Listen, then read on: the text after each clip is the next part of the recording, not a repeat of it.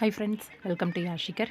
வருஷா வருஷம் அஜந்தா அவார்ட் இந்த ஃபங்க்ஷன் வந்து நடக்கும். உங்கள் எல்லாருக்குமே தெரியும்னு நினைக்கிறேன். 50 இயர்த்தோட அஜந்தா அவார்ட் ஃபங்க்ஷன் வந்து ரீசெண்டாக நடந்திருக்கு. அதில் பெஸ்ட் ஹீரோ ஹீரோயினா இவங்க வந்து வாங்கியிருக்காங்க அப்படிங்கிற ஒரு அப்டேட் ரொம்பவே சந்தோஷமாக தான் இருந்துச்சு. சன் டிவியில் ரொம்பவே சூப்பராக போயிட்டுருக்க மல்லி சீரியல். மல்லி சீரியலில் ஹீரோ ஹீரோயினாக நடிச்சிட்டு இருக்காங்க இல்லையா, இவங்க 2 பேருக்குமே வந்து best actor and best actress அப்படிங்கிற அவார்ட் வந்து கொடுத்துருக்காங்க. இந்த மல்லி சீரியலில் விஜய் வந்து ஹீரோவாக நடிச்சிட்ருக்காரு. அதே மாதிரி நிக்கிதா இவங்க வந்து ஹீரோயினாக நடிச்சிட்ருக்காங்க. இவங்க 2 பேரும் மல்லி சீரியலுக்காக பெஸ்ட் ஆக்டர் அண்ட் ஆக்ட்ரஸ் அப்படிங்கிற அவார்ட் வாங்கியிருக்காங்க ரீசெண்டாக.